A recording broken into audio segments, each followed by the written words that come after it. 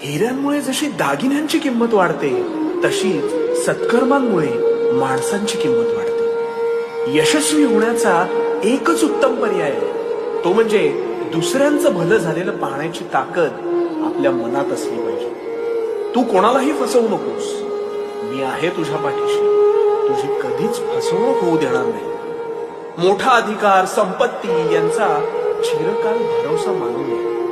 ऐहिक जीवनाचे नश्वर स्वरूप जाणावे, निष्काम कर्म करावे. विश्वास ठेव, संपते मर्यादा तुझी, तिथून साथ देतो मी. तुझ्या अंतरात्म्यात मी तुला कधीही हरू देणार नाही. या कलियुगात तुला कधीही एकटं सोडणार नाही.